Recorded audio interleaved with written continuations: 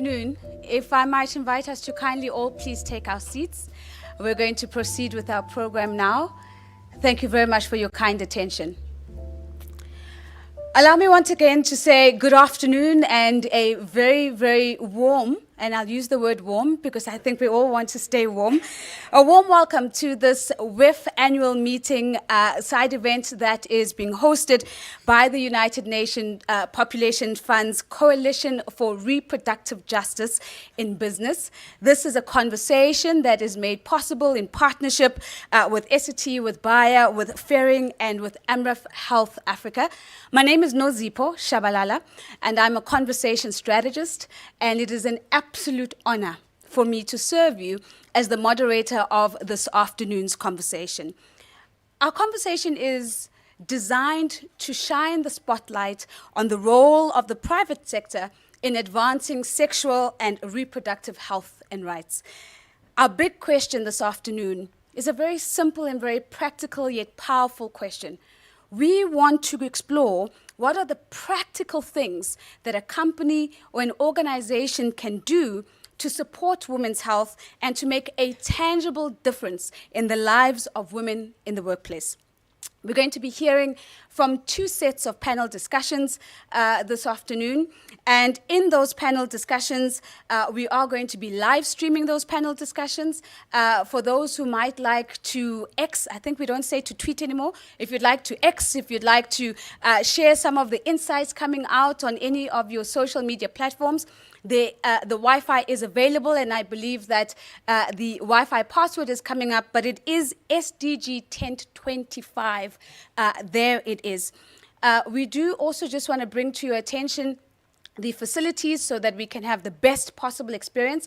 So just outside, to my right, is both the ladies and the gents.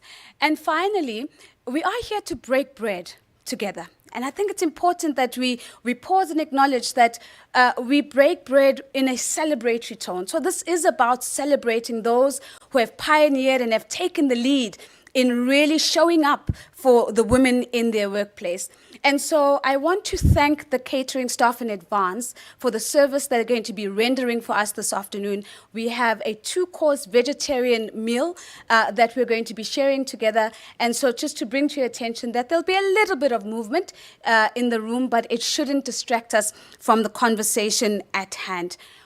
With all of that being said, to set the scene, and to really frame the conversation for us, it's my absolute pleasure to welcome the Chief looking after the private sector and civil society branch at the UNFPA, Madame Maria Rosa Coutinho. Let's give her a big round of applause.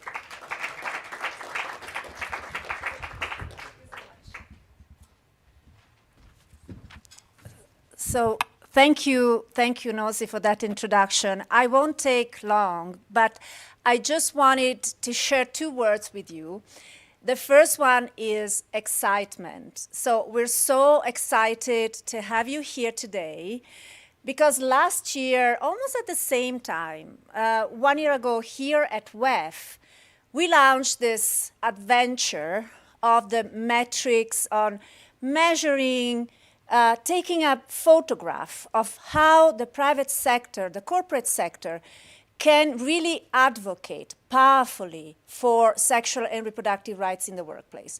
So we launched this policy paper, the metrics, together with Accenture, and then we started a journey. And we're so excited as UNFPA to be here today with the first champions of this journey. We really wanted to share with you the progress, the practical progress that we have achieved. It was so important for us.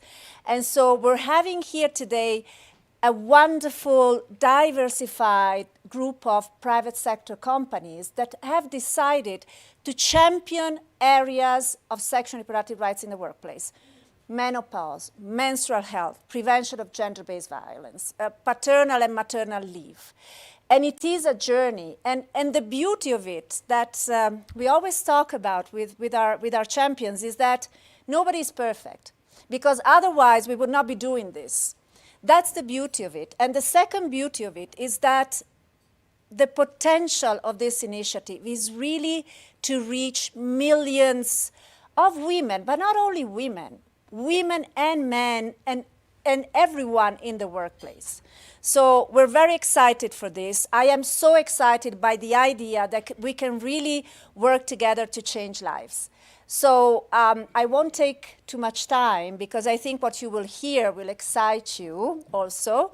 So I give the floor back to Nosy, but thank you very much for being here today on behalf of UNFPA and of the Coalition on Reproductive Justice in Business. Thank you.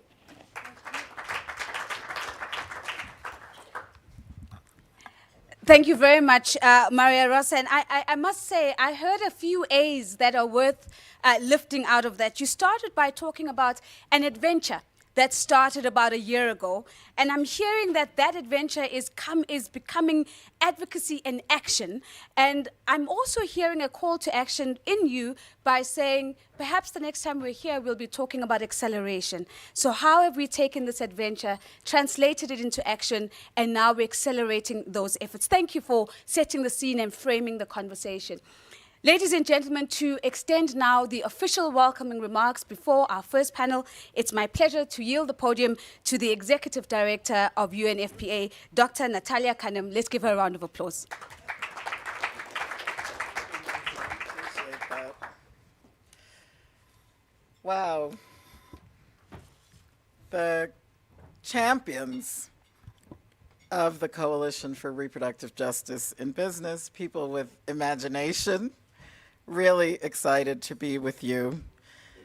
And I'm greeting you in peace in this SDG tent. Peace is the noble purpose of the United Nations. And in conversations as we settle down with Chriselle and others, it reminds me that hope is one of the things that we bring to so many people who look to you as business leaders for better lives. It's wonderful to be here with the distinguished panelists that you're going to hear from each and every one of the champions who really has been part of that journey that Maria Rosa just described. It's remarkable to be here in Davos and to use the power of our imagination to say that we do imagine a world where in every office there are period products that are available in every bathroom, where every factory has breathable uniforms available, and women going through menopause are going to be happy about that, and where every workplace has considered how to build safe spaces and how to offer counseling for survivors of domestic violence, and certainly where women and men don't have to choose between parenthood and their professional obligations. So that's the kind of world that this Coalition for Reproductive Justice in Business is using the power of your imagination to take into reality. It's also, I think, coming from the United Nations as the head of the Sexual and Reproductive Health Agency, being here at the World Economic Forum where our Secretary General, Antonio Guterres, is addressing matters of import for people who lead in a corporate sense and who, as Anant again has used this phrase, normalizing the idea that yes, women are worthy of respect and consideration, and that we have to put women, and I will add adolescent girls, at the center of development if we want sustainable development to stick. So being here together with some of the big names that we're surrounded by, Essity, Bayer, Faring, Amref, we're here with leaders in sectors who know the importance of business in playing their role to talk about sexual and reproductive rights in the workplace. No, we're not at a stage where stigma has fallen away from talking about being HIV positive, from discussing the intimacy of the family when you're worried about children and what's happening with their socialization. And I personally have been inspired by your commitment to make technology fairer and safer for women and girls and for everyone. I really think that you're using your expertise in a composite fashion in this coalition. You're setting the expectations, you're setting the tone. But as champions, people look to you to, again, normalize the idea that we are correct in supporting women and girls in their desire for equality and fairness. Globally, I think this phrase that we've already heard, tangible progress, being practical about things, working from where you are and what you know, this is part of upholding dignity. It's part of upholding human rights. And for UNFPA, we are in a unique position, serving 151 countries around the world, to work side by side with companies as your employers in aggregate of literally millions and millions of women to show that there is potential in this win-win type of approach to dignity and reproductive rights on the job. And given that women are 40% of the global workforce, you would have thought that this is a no-brainer. But if it were that easy, I think it would have been done. So we, again, have to bring the power of our imagination to bring the new aspects, and I think these panels are going to be really fascinating, even for me. I don't know everything about how to make this work, and we turn to you for your leadership and your expertise. We definitely look at the statistics, and we know that there are factors that contribute to the gender wage gap. And that probably brings opportunity into the picture as well. We don't want to be like, the nanny that's nagging with the finger. We want to say, there's excitement in the potential of an adolescent girl envisioning herself in your role, that one day she's going to step up and she's going to lead. I think the opportunity side also speaks to our values of family-friendly workplaces, where, again, I think that's a healthier workspace. That's a more congenial workspace. And it empowers women to increase their participation in economies, and that's going to boost the company's bottom line, but also the country's bottom line, bringing us back to the Sustainable Development Goal. It's interesting that some of the studies that Maria Rosa and our teams are spearheading show that employee satisfaction really, zooms when we pay attention to these issues. And I've always found it interesting that men are also very grateful for the ability to take their parental leave proudly without having to feel shame that they're going to, yes, look after the baby, pick them up from daycare, whatever it is that's required. Guys have to be champions too. These are alliances that are helping women in some of the worst circumstances, including humanitarian circumstances, to claim their rights, to realize their full potential, and to ignite that spark of hope that we want to keep alive. Flexible working arrangements, subsidizing menstrual health products, reproductive health services like family planning, big empowerment strategies, and now fertility treatments, because that's equally a preoccupation of women in some countries, and always to make sure that women are respected, that violence is not tolerated, and that there is respect in online spaces as well as in real life for women and girls. It was a pleasure for us to team up with a company like Accenture to think about guidance on how to implement, and I think that's a big part of today. And we've introduced indicators. These obviously are not perfect, so we would love your help as our champions to refine these, to discard the ones that really are not going to be practical, and also to come up with new ways of measuring progress. As the UN Population Fund, we think the metrics will really speak, and we kind of share that with you in this room, that we want to make sure that what we're doing is effective, not just spin wheels and not just, have a lot of talk without action. So we are so delighted that Essity, Bayer, Faring, MSC, the Mediterranean Shipping Company, and AMREF, and so many of the partners are now joining in for the first time as private sector champions for reproductive health and rights in the workplace. You're blazing a trail, and we're happy to be part of this movement. I really will just close off by saying that it's a great start, but now the work begins. Now, I think we hope that you will feel comfortable, doing advertorials, so more of your peers who look up to you will join in. I want to quote Dr. Martin Luther King in saying, "There is power in unity, and there is power in numbers." It should not be an exception. You shouldn't be sticking out like a sore thumb. This is a drumbeat that we all need to get behind, and I think indeed there is strength in numbers. And when we're together in asserting that rights and choices for women matter, the results are going to be powerful, and that's part of your leadership, your influence, and your financial heft in transforming workplaces and making sure that women's lives meet at their workplace forces for social good. Thank you. I think I'm joining all of UNFPA, and many of our team are online, excited about what we're going to learn today, to say a big thank you, because we're joining forces in creativity. We're joining forces in being influential, and we're also listening to the women employees and trying to reflect that back in the practice to come.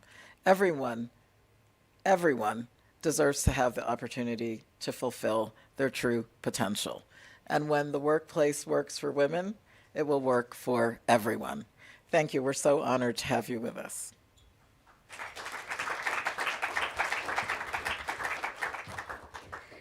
Dr. Khanam, thank you very much. When the workplace works for women, it works for everyone. Thank you for the invitation to reimagine the experience of women in the workplace, the invitation to normalize the expectation of a safe and supportive workplace that upholds the dignity of its workers. Thank you for the invitation to measure what we value and, of course, to bring others along while we do that. We are ready for our first panel discussion. I'm going to extend yet another invitation, and it is as follows. You might be tempted as you listen to the conversation to really have some reflections and some of your own comments, to want to join the conversation.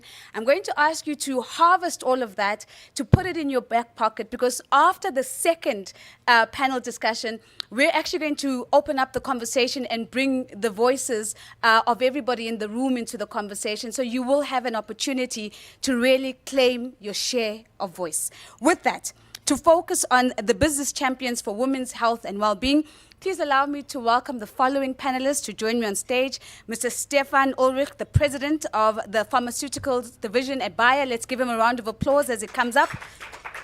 I'm going to invite you to the second seat there. Allow me to welcome Sahil Tesfu, the chief strategy officer at Essity. Let's give her a round of applause. Thank you very much. Mr. Claudio Bozzo, the Chief Operating Officer for the Mediterranean Shipping Company, MSC. Thank you very much. Madame Christelle Benato, Chief People Officer at Ferring Pharmaceuticals. Let's give her a round of applause. And on the final seat at the end is Mr. Anant Ahuja, Director looking after ESG and sustainability at Shahi Exports and the CEO and co-founder of Good Business Lab. Now, there's a worrying trend that I'm already seeing. There's a clapping in this region of the room and silence in the rest of the room. So, can I ask you to welcome my panelists with a warm round of applause, please?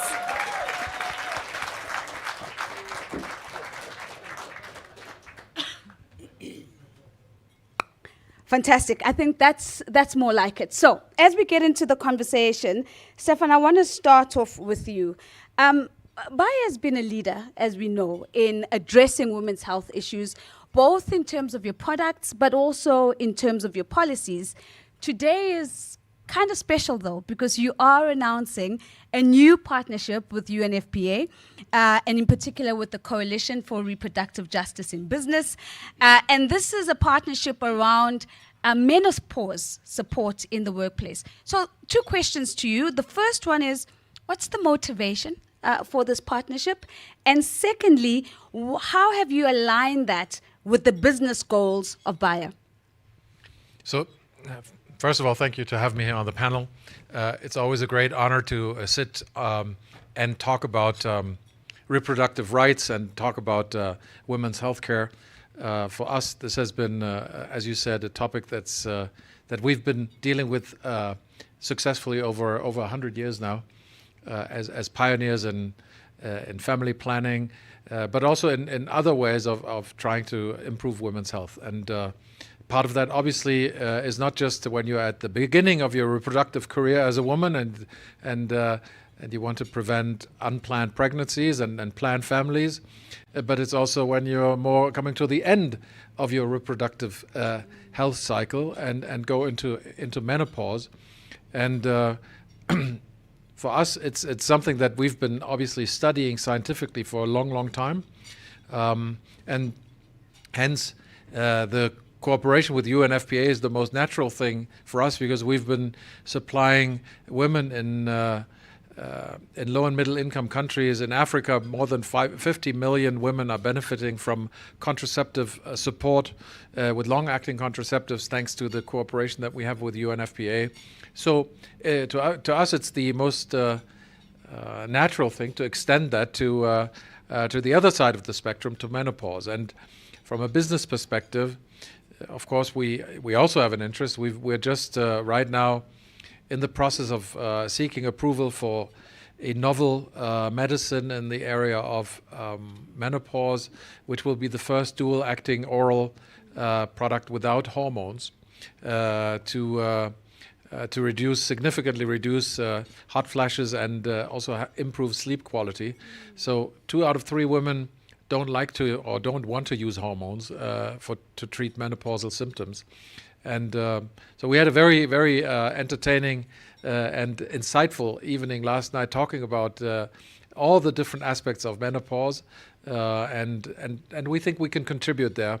And if on top of that, innovation can be really scaled up to also to demand, then obviously that helps pharmaceutical companies, because ultimately we also need to have a benefit in terms of selling these products ultimately, so that we can continue to do good things when it comes to research and development. Thank you so much, Stefan. And I think one of the exciting things I'm hearing is seeing women more fully in their full life cycle. And what I'm hearing you say is that we're actually really pausing to think about what is the experience of being a woman right at the beginning of your reproductive cycle and much later on, and appreciate hearing how there's an alignment with business and the kind of products that we're likely to see. Let me build on that by going to Essity and moving from menopause, Essity, and coming to the ambition to close the menstrual health gap, because that's what Essity's focus is going to be. Maybe talk to us a little bit about why is this important to you as a business, and also perhaps a comment on the partnership with UNFPA in this regard. How do you plan to leverage that partnership to really bring a focus to menstrual, to closing the menstrual health gap? Very happy to. So first of all, thank you for having me here today and for having Essity as a part of this coalition. So it marks 1 year now that we began the journey. So we had a panel discussion in the SDG tent last year, and actually it was the first time that Essity was also present at the World Economic Forum. We came with a bold vision to say we want to make menstrual health everyone's business. And the World Economic Forum seemed to be a good platform to that, because we are fully aware that it takes many stakeholders to close the menstrual health gap that you just mentioned. We are in the business of menstrual health. We sell products, solutions, and services across the world in menstrual health. So we're serving a broad consumer base, a diverse consumer base across the globe. And we're fully aware that products, solutions, and services are just one part of the equation. If you want to close the menstrual health gap, you also need to talk about education, information, detabooing, destigmatizing menstruation, and of course also making sure that everyone has access to the infrastructure that is necessary, which not everyone does. Water, sanitation, facilities, etc. I just had a conversation this morning with UNHCR, and I just want to again always use the opportunity to also make ourselves aware. I know that we're now talking about business coalition here, but of course we want to make sure, like UNFPA, that nobody is left behind, because there is many people menstruating across the globe in very vulnerable situations at this point in time. We're estimating more than 300 million people menstruating in conflict and crisis zones, and more than 60 million girls experiencing their first period. In a crisis situation.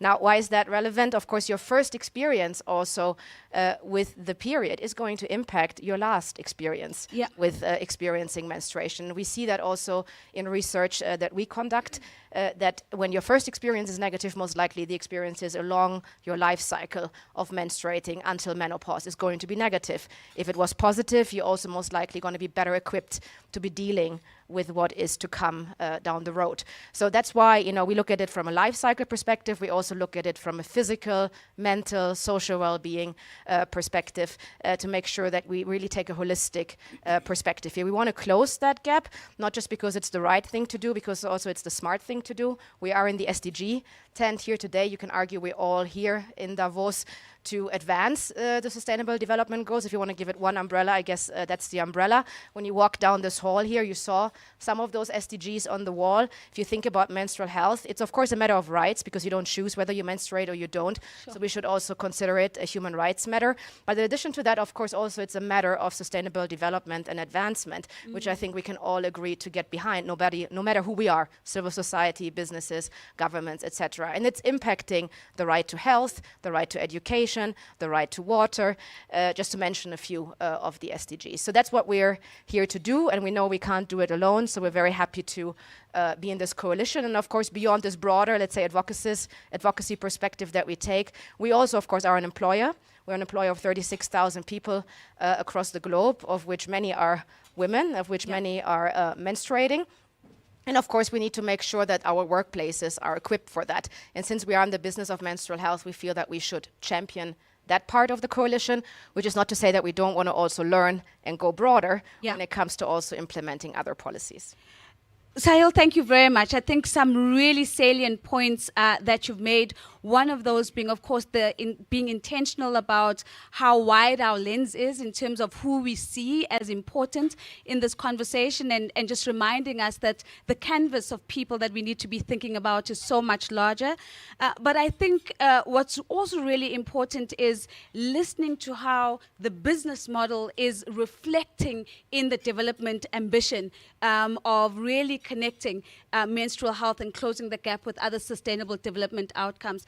It is the business of building better and stronger societies, and it starts at this intimate level that you've highlighted. Let me then jump to Claudia on the back of that, because Claudia, when we look at the Mediterranean Shipping Company, or MSC as you're more commonly known, we're talking about a massive company that is operating globally with a large and diverse workforce. So I went to your website a few days ago, and it says you have 200,000 employees. So it's a massive company that we're talking about. So talk to us a little bit about why is this conversation important to MSC? And in the context of that, what are the plans? What plans do you have to address some of the issues that are surfacing as of interest to MSC? Thank you, Nosy, very much. First of all, I'm very happy to be considered a champion. Happens rarely in my life. Fortunately, my father is not here to rejoice with me. I'm finally a champion. So, without joking, unfortunately, we don't produce any of the good products they produce for women, but they may not know, but 3 out of 4 are using our company for transporting them. So it's very good for us to know, and thank you very much. So the reason why I'm here, why MSC is here, is because when we started in 1970, we were a very small company. We had one small ship used that people didn't want. That's why we had the money to buy it, because nobody wanted that ship. But we had very strong values. And with those values, we created the company that we are today. We are the #1 company in the world. We serve 150 countries. We have 900 of those ships that now are huge, and a lot of different things. But we never forgot those values, because they're the one that brought us to be the company that we have today, and the loyalty the employees have towards our company. Every place where we have been, we tried to change the world inside the walls of our offices, but also the world outside the office. Right. And consequently, this is what we are trying to do now, and we hope that this partnership with UNFPA will help us go the next level. Quite frankly, we have made huge investments recently in the African market because we believe a lot in there. We have made billions of dollars of investments in all the various countries in Africa, and we have created a lot of jobs. but now is the time to help also change the countries where we are in the right direction. And we think we can set some good examples, and that's why we decided to do business with you. We have already opened school for underprivileged kids, and after the process, we hire them to work for us. But especially what we noticed is that our industry, which was a male-dominated industry, is changing completely and very rapidly. Right. Women are entering in our field a lot, except on the ships, but in the office, now the vast majority of the people we hire are women. And consequently, we feel that as a family, because we consider ourselves as family, we have to do something for them. And in Africa, that, let's say, trend that we saw already starting at the place is happening right now. And consequently, that's why we are piloting with you programs in Nigeria and in Ghana. And we really hope that we can make a difference, not by helping them in selling them good products that you have presented or you're going to present, but educating them to the training that is necessary. Fantastic. So I love the story of how you're saying we began to look at our own people and thought, how do we make a difference to the new kind of workforce that we're attracting? And training is one of those things that you've highlighted for us. I want to build on that idea that you've raised for us, Claudio, a little bit, because you've put into the recipe the importance of family.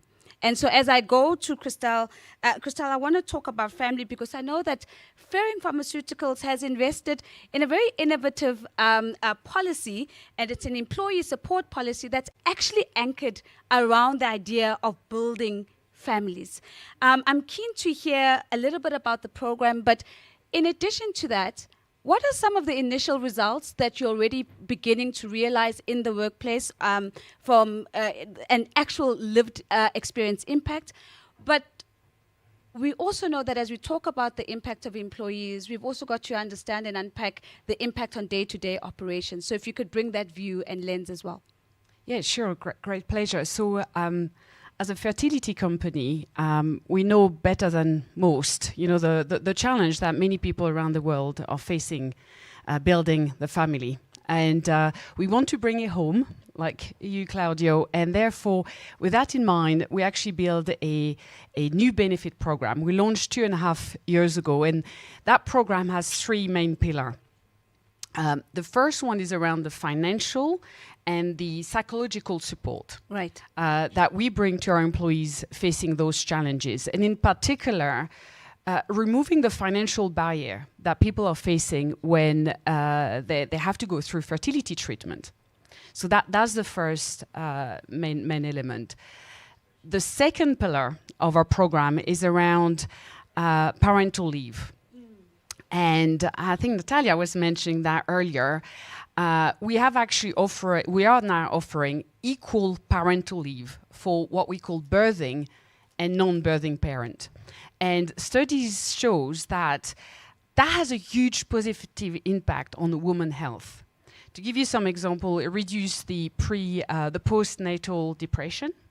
Definitely you see an increased number of women coming back to work, so having direct impact on short-term, mid-term, long-term presence of women in the workplace, and therefore creating a much more equitable work environment. So that's a big second pillar. And the third one is around our awareness program, so helping potential parent, future parent, new parent to come back to the workplace. As per your second question around impact, so it's a 2.5-year-old program, so still bear with us, it's still new for us, and we are actively looking at ways to really more accurately measure. But if you look at, there's different level of impact. Right. First level is people who are benefiting from the program. It's life-changing. Some people could not afford to have a child without the program. I mean, don't think so. You can't get more powerful than that. And being a mother myself, it's like I can't do that without feeling emotional. And so higher engagement, higher retention. You've got the second level of impact is attracting talent. So we know from our recruitment team, it's one of the top three reasons people choose to join us. Not just because they're going to benefit from the program, but because they feel that they will be joining a purpose-driven organization. And that is really important. And linked to that, bringing it home, a lot of our employees who are not in their family building journey, they have a real pride of working for that purpose-driven organization, very, very strong values. And I'll be very open with you, we have an additional benefit we never actually anticipate. Because of the extended parental leave, we had half of the parental leave has led to internal talent development because people got there. So that I think a range of benefits. And to close on how we want to benefit with a partner with the UNFPA, I want to learn, and I'm already learning a lot from my panelist friends here, share our experience, and also really raise awareness with any employer, big or small, to give them a glance of what they can provide to their employees. And even if they can't afford fertility treatment or parental leave, they can still talk about it. I think, Natalia, also you were saying, stop the taboo. So that's it. What I love about what you're saying, Christelle, as you talk about the results, is the flywheel effect, where we start off with the results at a personal level, but you begin to see that manifest into the talent attraction and retention. You see that continue to manifest into being a purpose-driven organization, and it all becomes almost cyclical and self-fulfilling together. So before I jump to Anant, and I'm coming to you soon, there was a gentleman by the name of Roman, I'm not going to point him out in the room. Earlier on, he came to me and he said, what is this session about? Because I'm supposed to be joining a session about purpose-driven organizations. It turns out Roman was 1 day late for the session he was actually supposed to be in.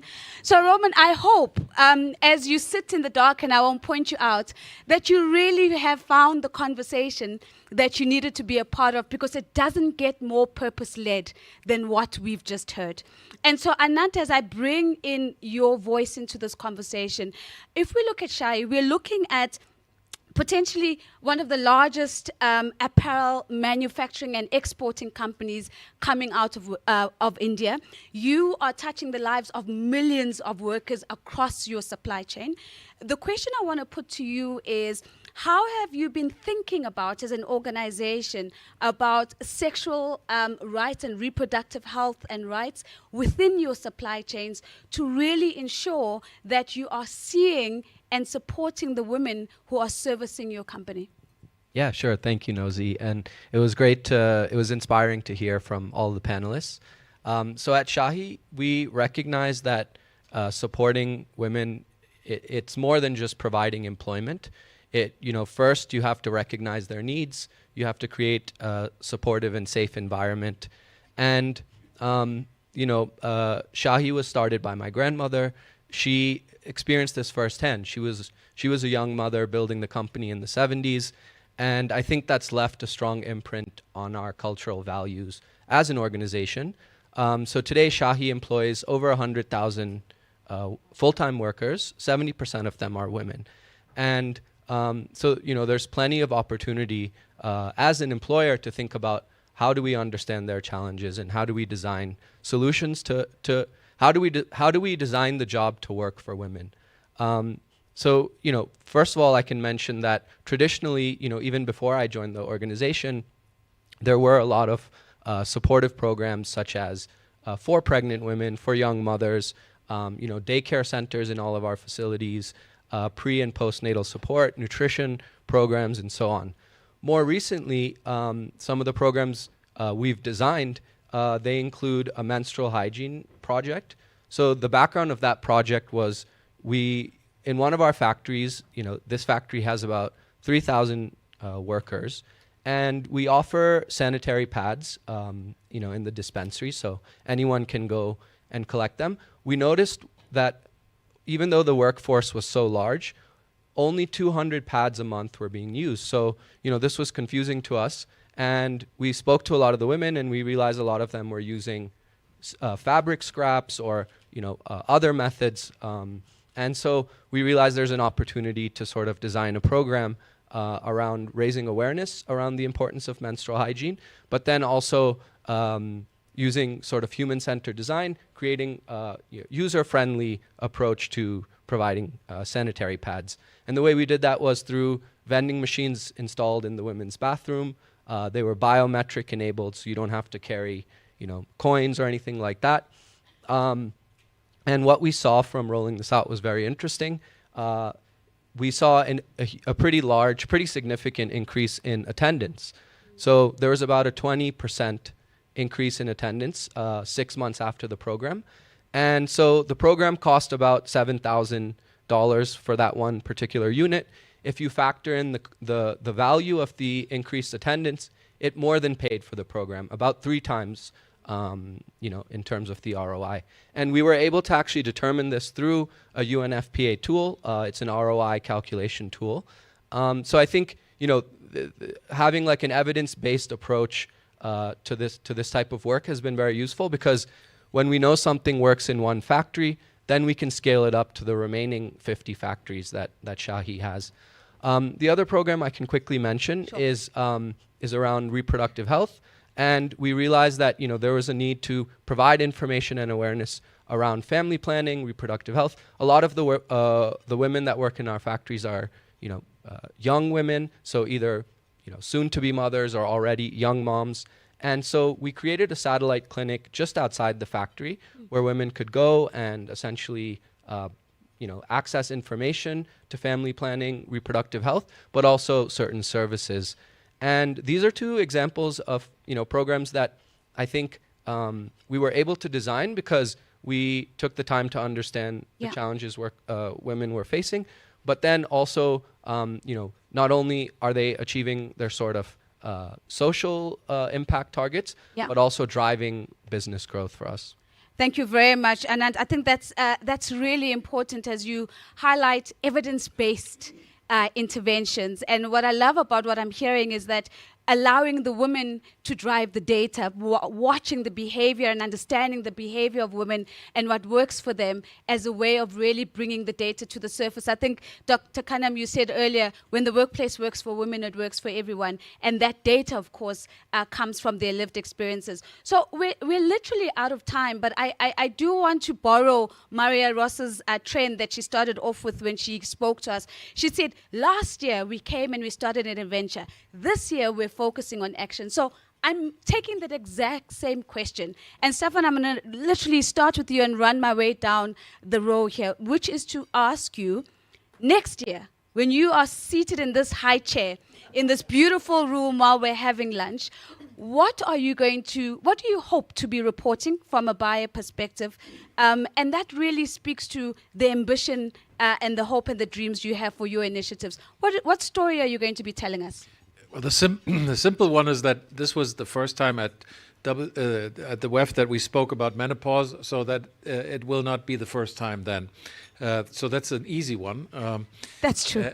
So action is we need to continue to educate, to create awareness, to destigmatize, and this in itself is a worthy task. I hope that. Personally, I hope that by next year we have a new therapeutic option that's available to women around the world, which is super important because today there's only one way of medicine to be used. So we offer different alternatives, and we're going to continue our path on creating awareness, but also together with UNFPA. Create awareness and availability and access, not just in the Northern Hemisphere, but to women around the world. Thank you very much, Stefan. Let's give him a big round of applause. Absolutely. So a therapeutic approach to menopause, but also, as Dr. Khanam said to us, a normalized conversation around menopause at this time next year. Let me come to you next, Sahil. Next year, high chair, you have to report in 30 seconds. What do you hope we'll be talking about? So when it comes to this coalition, I hope we're going to be talking about having more members in this coalition. And I can pledge here today that we also want to play our part in broadening that coalition through our own networks that we have as a business to bring others to the table.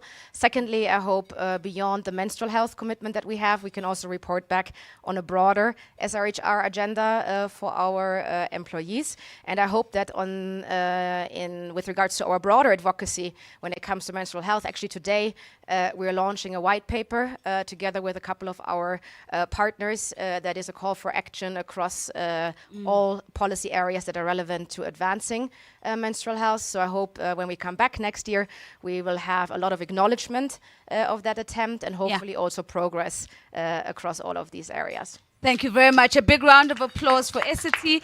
Sahil, thank you very much. A louder narrative, a clearer narrative, call to action, more participation as well. Add one thing, sorry, One because more. I just remembered. The destigmatization and the detabooing, I think that's also where we can play a role because we have had very creative ways of breaking taboos and stigmas in this menstruation category. So also when it comes to menopause, we're very happy to also lend some ideas that we have to reach a broad audience, which will be necessary to break these taboos and stigmas. I think it's stunning. Reimagination for taboos and stigmas that are associated. Claudia, let's bring your report back from next year. It's 2026. It's January. It's cold. We're in Davos. We're wearing boots. You're in a high chair. What are you talking to us about? First of all, I'm happy that I'm on a high chair because if not, they couldn't see me because I am already short. But the thing is, and I'm glad that you pictured that you're going to invite me again because this year I feel like an imposter sitting here next to them because you have been cooperating with UNFPA already, and for me, we're just starting. So I hope that next year I will really deserve to be sitting here. First objective. Second objective, quite frankly, I'm very interested to test your metrics. I heard a lot about them, and I want to test them.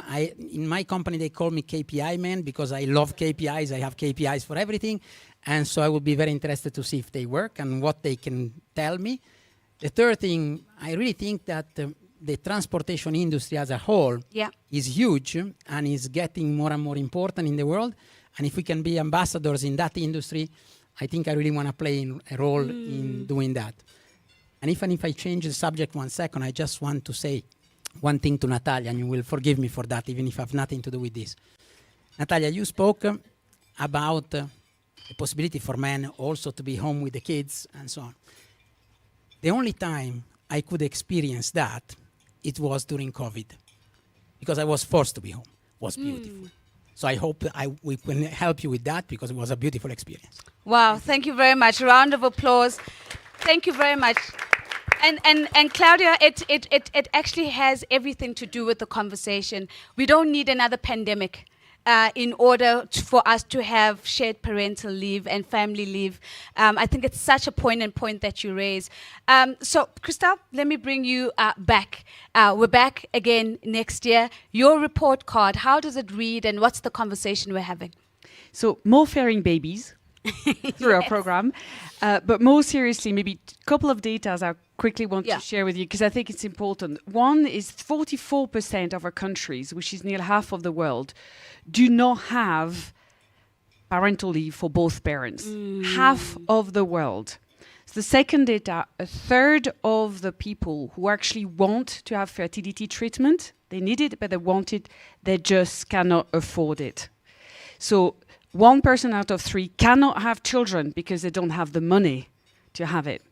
So really our ambition, not just mine, but everyone at Fairing, we want to raise awareness that all employers look at people in their company who want to fulfill their dream of becoming a parent to do so while, and that's important, continuing to build a career, in particular women. And I think that's very relevant for the UNFPA and offering you a job. If you want parental leave, come to us. You can be at home with your parents.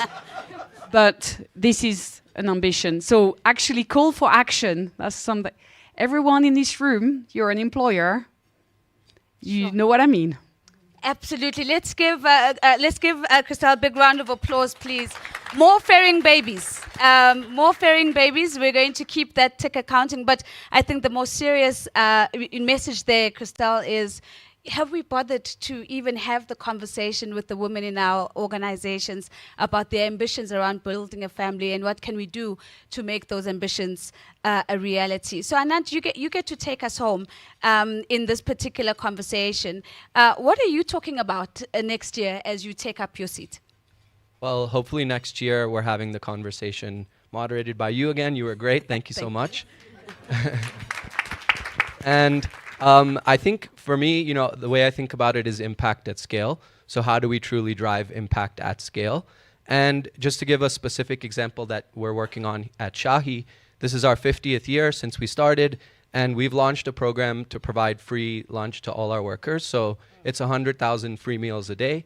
And what I hope to be able to report next year is the success of the program, of course, but also the way in which we can look at this program through the lens of women. So how can we support the nutritional needs specifically of women, and then, you know, the impacts that that can have, right, through generations, through their kids and so on. We can literally create a smarter future generation by doing programs like this. 100%. Thank you very much. Nutrition at the center as the anchor, and how does that translate to a better experience at the workplace? Let's give Anant a big round of applause. Thank you very much to all my panelists. We're going to give them, Stefan wants to run away. Just one more second, Stefan. Before you run, we're going to give them a resounding round of applause as they go and take their seats and enjoy lunch. And as they do that, I'm going to ask you to please turn your attention to the screen. Let's give them a round of applause. Thank you so very much. I wish I had lunch. Thank you so much. Did you know women spend up to 60% of their reproductive years in the workplace? So the simple provision of a free sanitary napkin can mean getting back to work stress-free. On-site childcare isn't just convenient, it's a lifeline. Family planning counseling can support achieving professional and personal goals. And zero-tolerance policies towards gender-based violence aren't just guidelines, they inspire confidence. These essential provisions can create enabling environments for over 190 million women globally. But investing in reproductive health isn't just a moral imperative, it's an economic game changer. It can yield up to 22% increase in productivity and up to 62% reduced absenteeism. By adopting sexual and reproductive health metrics and leading the charge in creating safe, inclusive workplaces, businesses can be reproductive health champions. Join UNFPA and the Coalition for Reproductive Justice in Business in advocating for women's health in the workplace, strengthening families, communities, and the future of work. Fabulous. Welcome back, ladies and gentlemen. Our second and final conversation of this lunch. We are asking the question, how might we build on the work that has been started by the champions who are part of the Coalition for Reproduction in Health, Reproductive Rights in Business, and we're asking the question, how do we bring other stakeholders on board? How do we open up and make this journey more inclusive? I've got three speakers who are going to be joining me now at the front. I'm joined by Michael Sheldrick, or Mick. He's the co-founder and Chief Policy, Impact and Government Affairs Officer at Global Citizen. Mick, thank you so much for being here. Let's give Mick a big round of applause. And Mick, I'm going to ask us to move one down. So I'm going to sit on this one so that we're all kind of more in the center. And you can stay right next to me, Mick. Thank you very much. Desta Leko is here with us. She is a Group Partnership and External Affairs Director at AMREF Health Africa. Let's give her a big round of applause. She's running up to the stage to speak, showing her energy and excitement. And we're closing it off with Arai Seriskanova, Vice Curator of the WIF Global Shaper Hub in Kazakhstan. Let's give her a big round of applause. Thank you. The invitation remains the same. I'm going to keep my panelists on stage with me just for 2 questions. I'm going to release them, and then we're going to open up the conversation and lean into that conversation together. But maybe, Mick, let me start the question with you. When we look at Global Citizen, we see a vast network of partners who are all pushing for social change and social impact. How do you see the role of advocacy and global movements in really encouraging the private sector to take up sexual rights and reproductive health rights and integrate them into policies in the workplace? Well, thanks for that. And thanks, Natalia, Maria Rosa, and the whole UNFPA team for putting on this fantastic event. Honored to be here today. You know, I think I'm going to answer your question actually by citing some of the incredible, in many cases, female leaders that I've had the pleasure of working with in around the world over the last few years. I think the first instance is, you know, I was encouraged and really fortunate to work with these incredible advocates in South Africa. And these advocates had been successful in lobbying and advocating to government and industry to work towards making sure that sanitary pads and napkins, period products, were available in schools across the country. Because unfortunately, like many societies, you know, millions of girls lose up to 60 days of school a year because of something as basic as affordability. And when I asked them about their success, how did they do this? They said, you know, the problem is advocates spend 90% of their time fighting to get in front of the room, whether that's a business CEO or a government minister. And when they get in the room, they're so excited to be there that they feel like this might be their only opportunity to persuade that decision maker. Yeah. And so they launch into a litany of every single ask. I call it, they whack the person opposite over the head with a shopping list, right? And unfortunately, you know, when that happens in a short, compressed period of time, you can see it. You can see the glaze on the person's eyes opposite. Yeah. And you know that when they leave the meeting, they're going to walk out there and they're going to say to their assistant, make sure these people never meet with me again. Yeah. And the other leader, I think, the response to this, who was instructive, was Prime Minister Mia Mottley of Barbados. And she said it very well when she was giving advice to advocates. She said, at the end of the day, the minute we ask for everything all at once, the game is up. Sure. We are finished. We get to the end by being focused and strategic. And she knows something about impact. She's achieved it. And so I think it's prioritization. And then when you get in the room, if you're successful at getting a leader over the line with an ask or a policy change or a business commitment, give credit where credit's due. You know, one of the things we've heard from sustainability leaders and others is they say, listen, I went and convinced my CEO or the powers that be to unlock budgetary resources.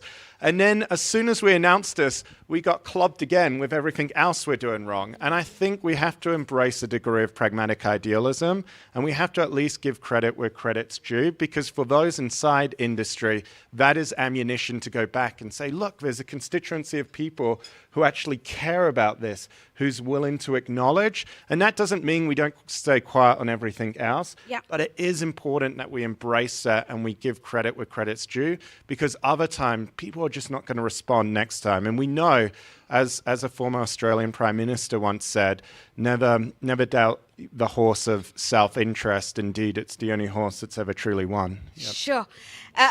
Mick, I feel like you've given us a cheat sheet in terms of how to actually have the conversation when you've got a seat at the table. And what I'm hearing you say is the discipline of being focused, the discipline of looking at the thing that will open the door the widest. But I think you make such a good point as well around credit where credit is due, because I think it can be tiring to constantly just being on the back of challenges and negative feedback. So it's a system of actually having the conversation a lot more effectively, which is quite helpful. So to have the conversation a bit more effectively, I'm going to actually scoot forward so I can actually see Desta. And so, Desta, as I bring this next question to you, if we look at the work that Amref Health Africa has been doing, you've been absolutely instrumental in advancing health initiatives across the African continent. Today, you have joined us as one of the first non-business champions as part of this coalition for reproductive justice in business. Maybe a couple of questions to you. The first one is, what are you going to be doing as AMREF Health Africa? How are you going to be championing sexual and reproductive health rights? But also, do you have a view on how we best integrate these rights into workplace policies, especially because you come with the lens of a developing market, developing country from the continent of Africa? How do we best integrate these to normalize sexual and reproductive health rights? Thank you so much for asking this question, and it's such a pleasure to be here, and we're big fans of UNFPA, and this entire initiative has been immense, tremendous, and very much timely. Let me first say, let me just contradict you a little bit on one thing. Go for you it. said. You said you are a civil society organization. Certainly we are. That doesn't mean we're not a business. We don't make a profit, but we don't make a loss. Got you. So many people think that civil society organizations are not businesses. And in the traditional sense, we don't have shareholders, but we are businesses in that we serve the business of the community. So AMREF itself is the largest health development organization on the continent. We are in more than 30 countries, 35 countries, either through our own offices or working through partners. And we serve about 30 million people annually. Now, half of our constituents, or the people we serve, almost half of them are women. So when you think about an organization like AMREF, it is imperative, because it is also one of our priorities, our women and children, serving women and children and the most vulnerable, it is imperative that we also become a champion, and we also introduce things within our own organization that will support women. So if in our organization, almost 45% are women. 95% of them are probably in childbearing years. So we have a fairly young work population, 2,500 staff, right? So it was really, really important for us, and we started this last year. We actually onboarded all of our Africa offices, and we created policies. And the first thing we did is we're going to increase maternity leave. Sure. First thing, maternity leave, and paternity leave. So you have up to 6 months maternity leave and paternity leave, because that actually supports women, not just mental health. It allows for women to, lactation. We have rooms for that. We give them time. It reduces depression and improves mental health. All of those things. And I'll tell you one thing. When I had a child, my first child, and that was in New York City, in a teaching hospital, I had to go on disability leave because there was no maternity leave, right? So I tell all the young women in our office, you're so lucky. You're so lucky. Because we took disability. And so imagine now our staff, not only do they have maternity and paternity leave, they are supported, SRHR services. There is anti-harassment and misconduct policies that we've passed so that they're protected no matter what. Because if we don't protect our women and our staff within our organization, how can we do that for the community? Yeah. Sure. So I think you've just raised so many things. I'm going to very quickly highlight three. Civil society organizations are going to be a critical part of this coalition because, as you say, you are actually in the business of community. Yes. And more importantly, you are actually at the interface of delivery to ensure that whatever is promised at whether it's a government level or private sector level, actually materializes at a lived experience level. But I think the thing that's really, surprised me in your response is the idea that once upon a time, having a child was considered a disability. And here we are in 2025, and how much the conversation has shifted. But what I'm also hearing from the earlier panel, how much more the conversation can still be normalized and still be shifted and really still be had. We're making progress, but it's clearly not fast enough. And so let me bring Array into the conversation, because oftentimes, Array, when you need fire, and we need things to move faster, you get young people. And that's how the young people infuse the energy. You are part of the WEF Global Shapers. We know that you're a community of young people who are passionate about driving change in your communities, but also the world more broadly.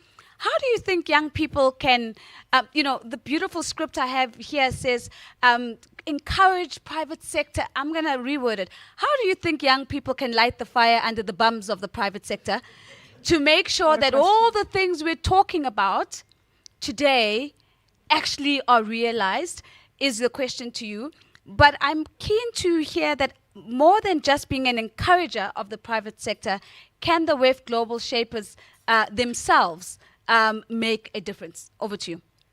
Thank you so much, Nosy. I'm not sure if it's working. Let's just grab the one right next to you. Thank you very much. Thank you so much. Thank you, Nosy. Thank you, everyone. I'm really grateful to be sitting here and representing the youth. It's such an honor, and I'm really thankful for the UNFPA for this opportunity, first of all. The question, Nosy, this is not the question you sent. This is a hard one. Now I need to change my structure a bit to reply to the question. But anyways, so first of all, about the Global Shapers community, it is a community it's actually a network of 18,000 young leaders like myself, the change makers across 500 city hubs all over the world. And I think it's very important to stress this out because we are the change makers, and the issues right now that we're talking about, the sexual and reproductive health and rights, is something that for us, it's not a health issue, it's the gender equality issue. It's the issue that we see as the core for sustainable growth for business, and this is something we as Gen Z will be asking the business to do. So it's not something that we are begging or we're trying to ask them to make for us. And I'm really grateful. You're absolutely right. The generation and the current state that we're living in, we have this opportunity to actually ask for this. And to just give a bit of a context, I would like to bring in the story about what I have faced in Kazakhstan. Actually, a friend of mine, she's well educated. She was so ambitious after the graduation, and she got to her first job. And she also got married recently, and it was all good, starting off, so excited, and all of that. And just a couple of months passed by, and she got to know that she's pregnant. And she, of course, let her employer know that, this is what's going on. I would like to notify you. And the employer, the female employer, by the way, her manager specifically, she does everything to fire her. Sure. That's the story that it was in Kazakhstan. It's a friend of mine. And this is what we as women, as young professionals who are just starting off, super excited, ambitious, having the fire, are facing. And I'm sure this is not only because I'm from Kazakhstan representing the Central Asia, I think it's a universal thing. Yeah. It's absolutely something that each of us at some point in time have faced regardless of the state of our country. Economy does not really define that. And this is what I have faced, and this is the story I really thought bringing in, because it really highlights how systematic this issue is and how much of a transformation that's needed in there. And I think as young professionals, trying to reply to the question, I think for young professionals like myself, it is very important to bringing the advocacy in action. I really loved how you brought it, Maria Rosa, thank you so much. And Nosy, you've really rounded this up in two very clear words that I think we can actually have as a takeaway out of this panel session: advocacy in action. I'm one of those 18,000 people, and I'm one of those D50 here who were chosen and selected to be here and represent the youth voices. Yeah. And I would really like to say that having this access and having you all sitting here is a great opportunity. I think it's unique because we now can know each other, we can pair up, build the trust, and this way we can actually make the action go regardless of the geography. So it doesn't matter where we are, we can bring in the action, because already me sitting here, it means I can bring this back home. I can make a change.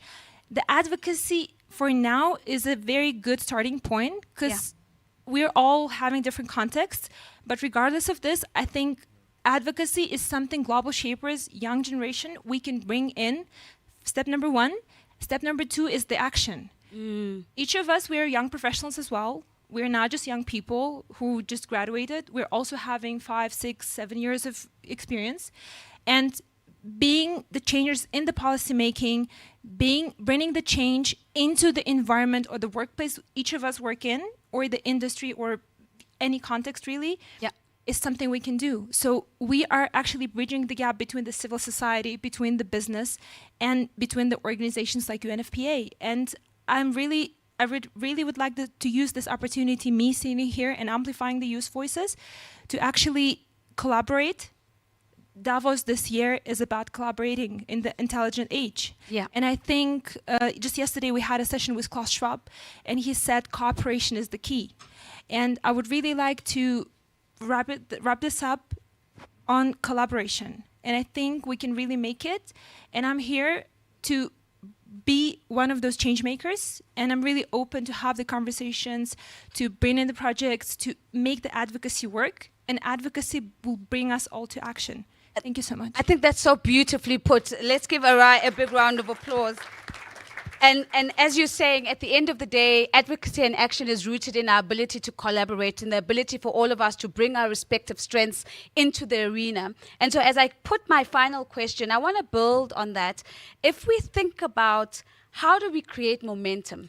So if there was one spark that, Mick, you could throw into the arena that you think would really see this issue of sexual rights and reproductive health rights really being integrated into the workplace and really deliver the momentum that we are looking for, what's that one spark that you think is required? I don't know about one spark, but one area, it was actually a comment you made about the experience you were talking about where being pregnant was seen as a disability and you had to access that. And disability at cost, because I got a reduced salary. Well, Did we get that at the back? A disability at cost, because she had to actually reduce her salary at that time. And one of the things that it made me reflect on, so I'm a new father. I had my daughter was born about 15 months ago in New York State. And I'm beneficiary of policy changes since then. So now New York State, I think, became the first state in the US to implement a mandatory of minimum of 3 months parental leave in general, right?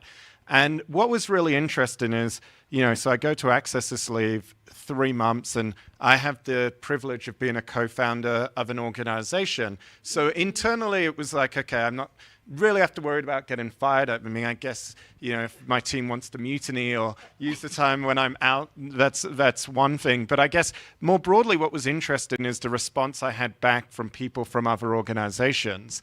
And I found out that people didn't really know where to place me. Right. It was really interesting. I had lots of people saying, are you really off work? Can we contact you? Wow. So what does this actually mean? Yeah. Someone even said, is this sort of like a holiday? Like spoke to me like a holiday. It was really interesting. And what was also interesting is I had another good friend. She worked at a big multinational company. Her baby was born literally in the same hospital a few days before mine. And a month later, she said to me, I said, how's it going? We're a month in. And she goes, oh, it's really hard. And I said, why? And she said, well, her husband is already back at work. And I said, oh, didn't he get the memo? What happened to his 3 months? And he said, no, he got that, but he felt so self-aware, so conscious that he went back a month earlier. And actually, my wife's cousin, who also had a kid around the same time, he worked in the finance industry, he went back 2 weeks after, despite having all this time. And what's been really interesting is last week I was speaking to a banker at one of the big banks in DC, and she's about to access her maternity leave. And she said, what's interesting is, and people didn't think about this, because of the number of men making a big song and dance about not using their parental leave, now it's putting pressure back on women to feel self-conscious and say, okay, does this mean our career is going to be at risk? And so I don't know if this is the one thing you was after, but I do think, we put these policies in place, and that's great. That's part of the way. But as part of the implementation, Is it about norm setting? Is it about role changing? Is it about how we now change the culture?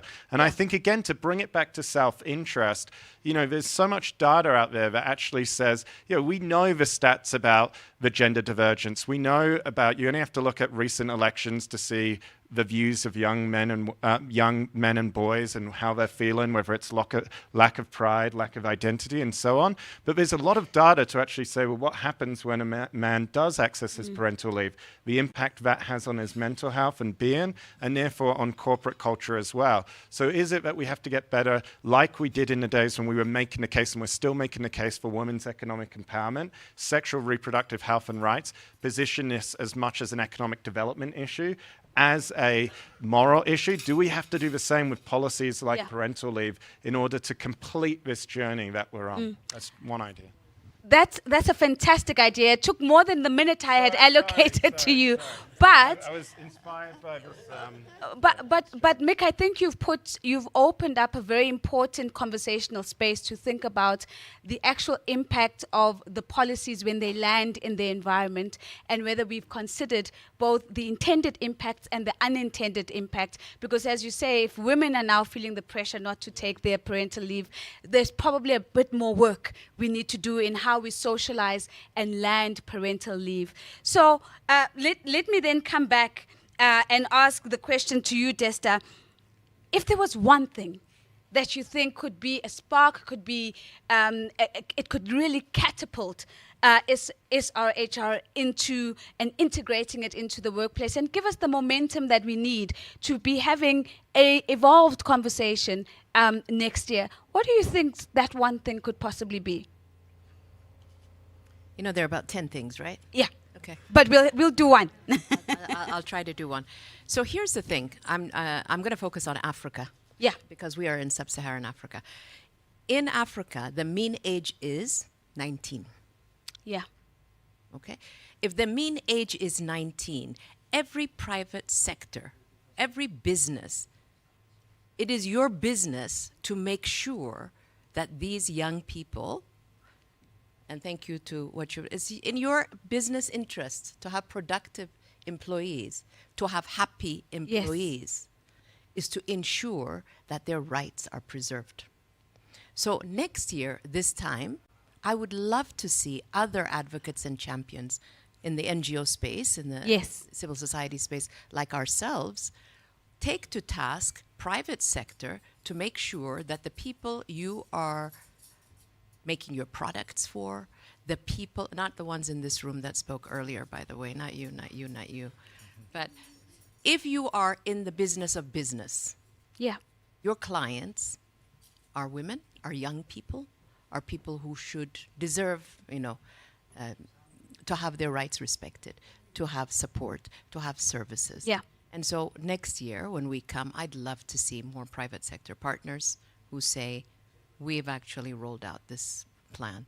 I'd love to see more civil society organizations saying, as a result of businesses embracing, you know, SRHR services, policies, etc., we have seen a change and a shift in our employees' happiness, our community's happiness. So that's, I think, if I were to say one thing. So more of us in the room, more private sector speaking to results, more non-private or non-business stakeholders in the room who are in the business of the community, as you've said, coming in and talking about the initiatives that they have. I think that really says action is the thing that you're wanting to add to that pot. So Arai, you get to give us the final ingredient for the pot that's going to create momentum as we think about how do we really, really get SRHR to really take off and to be integrated into the workplace for women. What's the one thing that you think we need to do?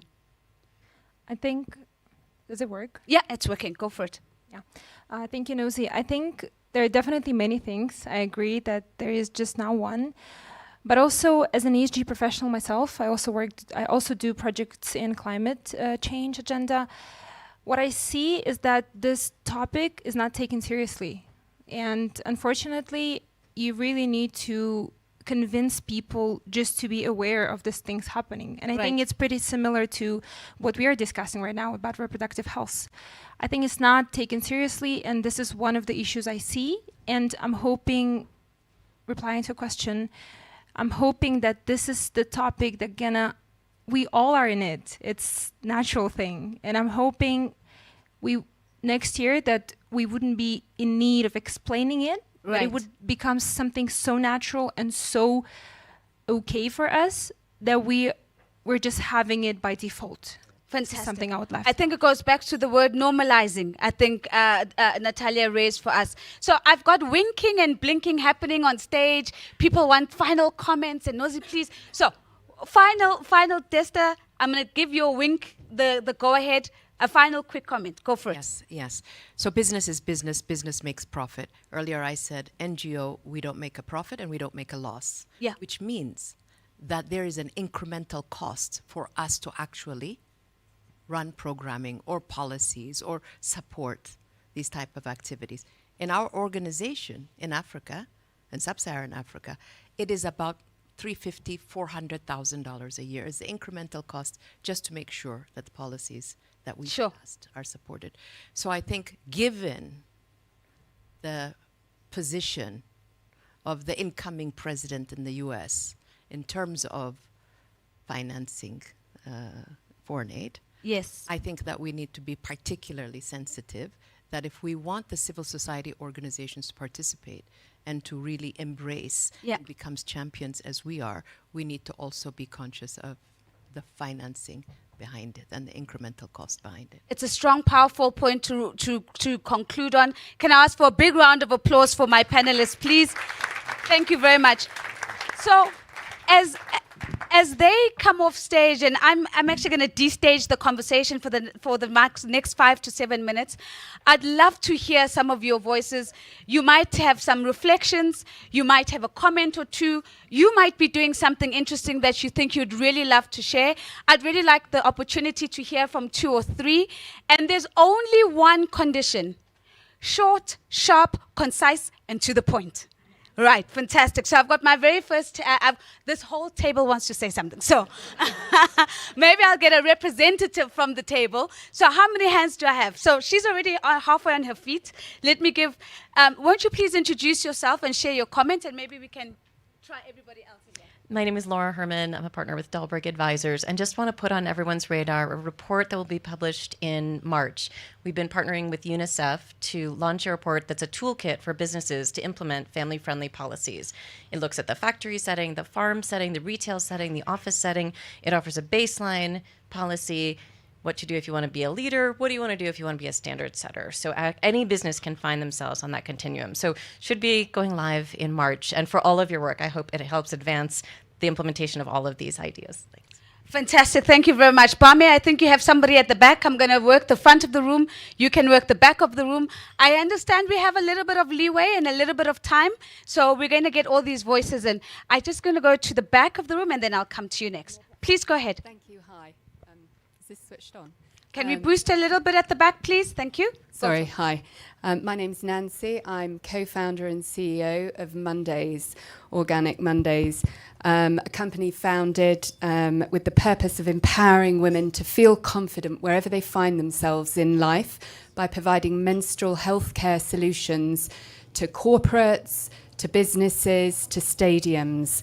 I was super excited to be here and hear Natalia open the session today and say, imagine a world where every business provides period products in the workplace. That's what we're working towards. And I equally felt Array raised an excellent point when she said that this topic is not being taken seriously. We know that 86% of women find themselves without what they need. 79% of women are regularly improvising with toilet paper. And only 18% of businesses in the UK currently provide period products in the workplace. So my question and thought out there to everyone today is, do we need to have policy like we see happening in Canada with the Canadian code of labour code happening where they're mandating for period products in the workplace to move these things forward. You know, do we need that for businesses to act, or can we have a coalition here and really make it happen? Fantastic question for all of us to reflect on. Thank you very much. Please, might I invite you to share your comments? Thank you very much. Fabulous comment and fabulous facilitation as well. My name is Miriam Sidibe. I'm the founder and chief mission officer of a company called Brands on a Mission. So Brands on a Mission is a certified B Corp that helps advance private sector's perspectives around health and well-being. This being obviously the Foundation for Social Justice. So we've hosted a couple of events at Davos here, and one of them that we've just finished, which was on reimagining the business case for investing in Africa. One where, for example, for what exactly happens with women and girls is not necessarily, their interest is taken in as the norms and not the exception. And there's a couple of things I wanted to bring to this discussion, which I think could help advance the conversation. First of all, we need to look at a lot more African businesses. Because today, what we have over 350 companies in Africa that make over $1 billion revenue. And these companies need to think about ways in which those laws are put in, and how do we actually ensure that being a reproductive justice for an African company that is in its formation and really thinking about this is really put into the table. So let's think about this, because that means that you're creating health insurances that is thinking already about SRHR at the heart of that. Can you think about menstrual health? Can you think about that? The second point I want to make is, are we integrating brands and thinking about brands? You know, because if you think about how the norms around the way a girl is thought of, or how, for example, gender-based violence happens. If you think about what Dove is doing in terms of self-esteem, for example, for young adolescent girls, or if you think about what a beer brand is doing in terms of shaping masculinity for boys in South Africa. If you think about, that you're not selling a condom, but you're selling economic freedom. If you think you're not just selling an account and a savings account, you're giving a financial resilience to ensure that GBV is avoided. How do we change and think about reproductive justice champion in its totality? So those are 2 points that I wanted to make. Those are two excellent points. Thank you very much. So Bame, I see somebody's already upstanding. Thank you very much. How do we put a brand hat on as we think about the socialization of SRHR? I see your hand. Let's go to the back. Please go ahead. Hi, I'm Dr. Noah Gaffney. I am a board member at USA for UNFPA, and I would really like to lead with a call to action. UNFPA is such an important organization, and those of you based in the States, if you'd like to get involved, if you'd like to get your organization involved, get involved as an individual, please do find me, because there are so many opportunities to engage. Thank you very much. I think that's really helpful to hear that in the room as well. Might I give you an opportunity? Thank you very much. And then this side of the room, if there's any hands, I'm making my way to you next. Hi everyone, I'm Suhani Jalota. I'm the founder of Maina Mahila Foundation. Maina means the bird that speaks a lot. Mahila means woman in Hindi, as we want women to speak up about the issues they're most afraid to discuss aloud. So we're a women's agency organization trying to bring women more control over their bodies and their finances. And so what I really wanted to bring to the table was this discussion that we have around reproductive rights and reproductive products, also blending in with this flexible workplaces and the flexible work arrangements for women, really bringing that together and trying to bring women into the workplace in a gradual approach while taking care of their bodies and health and making everybody a part of the solution. At the moment, we're working with about 2 million women right now in India, all in urban slum communities where there may be about 18 to 20 people living in the same household. So for a woman then to think about her privacy, think about her own ambitions and aspirations is almost impossible.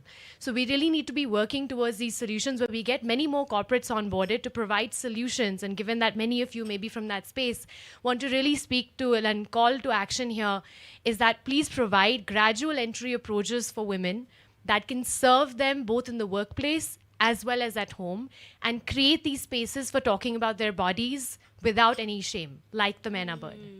Thank you very much for the beautiful invitation to all of us, the creation of safe spaces to share lived experiences. I've got two hands. So I've got one here and one at the end, and I think we're going to be towards the end, but let's take that contribution first. Please go for it. Here? Okay, thank you. Hi, my name is Hjördís. I work for Climeworks. It's a climate tech company, and I'm from Iceland. And I really wanted to add one point because you mentioned paternity leave earlier. Yes. And I wanted to focus a bit more on this because, so where I'm from, Iceland, it's the most gender equal country in the world, 14th time in a row, I think. And what we do there in terms of paternity or parental leave is that there's 12 months total, 6 months for the man, 6 months for the woman. And what this does is that it makes women not just as attractive workforce, especially if you're hiring someone in their 30s, there's a man and a woman, and it doesn't make the woman less attractive to hire because Yes. both, and of course this is also culture, right? But it really is taken seriously in Iceland, and this can be done in other places where it's both enforced. So some parts of this paternal leave is also mandatory, right? So I really think this makes a difference. So I just really wanted to highlight that. Thank you very much. I think there's a hand right at the back. There's two hands at the back. But I just, as the microphone goes there, thank you for raising the importance of the cultural context, because I think that's one of the things that we're hearing, and I think, Mick, a lot of your commentary speaks to that, to say, do we understand the cultural context? Because it then shapes how we socialize and how we implement some of our initiatives. Might I yield the floor to you, please? Go ahead. Yeah, thank you. I'm Madhvi, and I come from Kenya, and I have a social enterprise on period poverty. My call to action really is, the question I have is, how are we still talking about something period poverty now? So I really wish that organizations like us who have structures, who have positive output, for us to get together and really come into space where in 5 years' time, 7 years' time, this thing is eradicated. We're not talking about, and we're not trying to solve a problem anymore, because it is a fundamental need.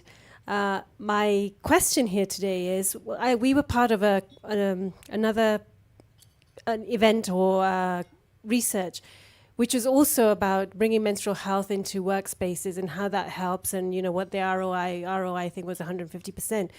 I would love to see organizations doing the same thing, bring their heads together and really bring it out into all organizations, and to say this is what it really looks like, how women in workplace can bring in efficiency into every day.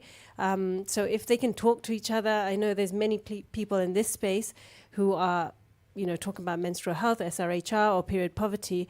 If you can just come together and scale up in that way, so in 5 years' time we're not talking about the same thing. Thank you very much. And I think we can take the microphone just behind you. I'm hearing two things. One, let's coordinate. Let's get better at coordinating. And then the other thing that is just so striking in what I've just heard you say is, there are some conversations that must come to an end. And this is one of them.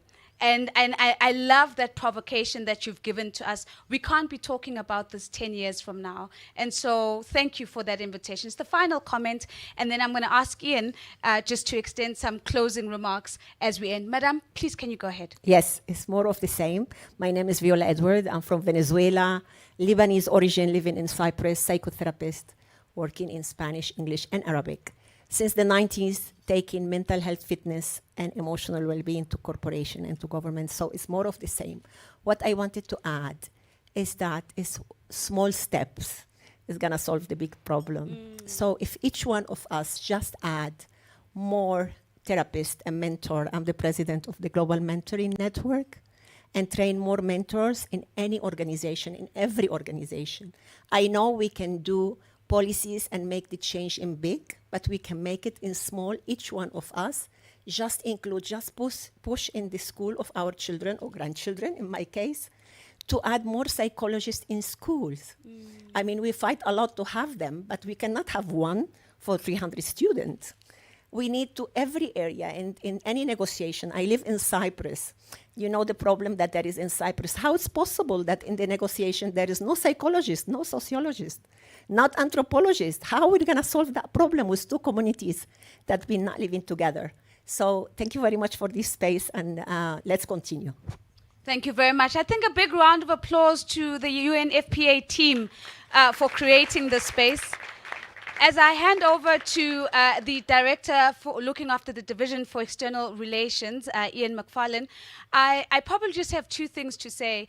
My favorite poet comes from Ireland. His name is David White, and he says that a conversation is listened into existence before it is spoken. And it has just been so beautiful to listen into all of the insights that were shared here today and how that has manifested into perhaps the highlight of my Davos experience in the 10 years that I've been doing this. Thank you very much for having me. Ian, over to you.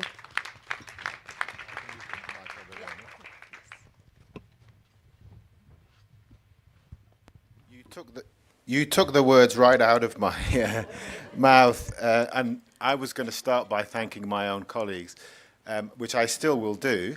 So please, the colleagues who are here, but also many colleagues back in different parts of UNFPA who made the preparations for this work out so beautifully today. And I also wanted to particularly thank you, Nozi, because you have had a talent for bringing out the energy, the passion, and with clarity too, to turn advocacy into action, to think about how we reimagine, how we create and co-create together. And you actually catalyzed all of those calls for action that came in that final round. There were many questions and comments, but there were also a lot of other people joining in this clarion call for something that is really needed right now.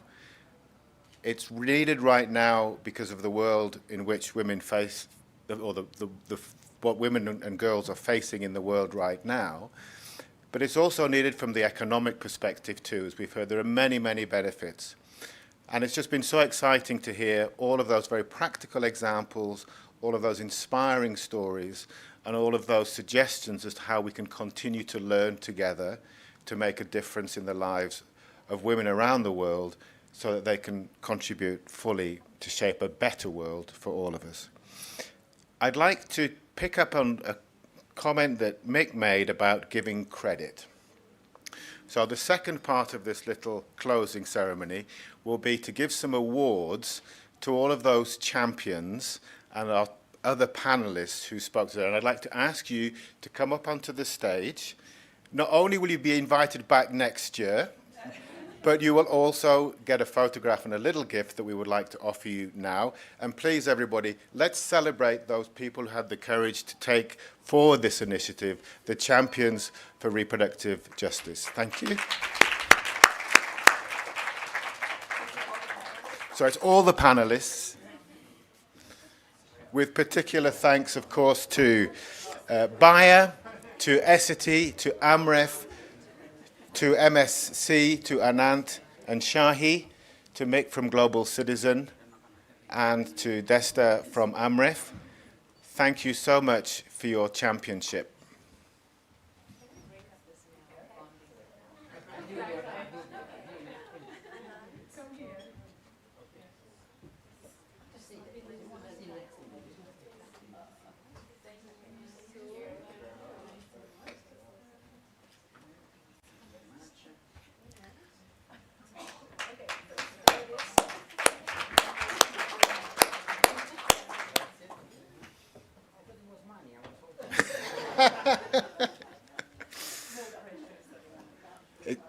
It's more precious than money. And so another round of applause. The champions for 2025 from reproductive justice, SRHR in the workplace. Thank you very much indeed, all of you.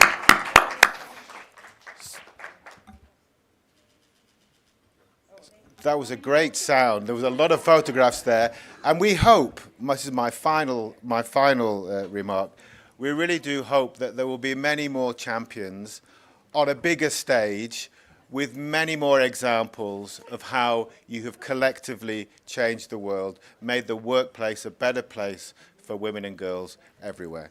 Thank you very much for your participation. Please stay with us on this journey, this adventure. We look forward to making a difference and to have impact. Thank you all very much indeed for joining us today. Thank you.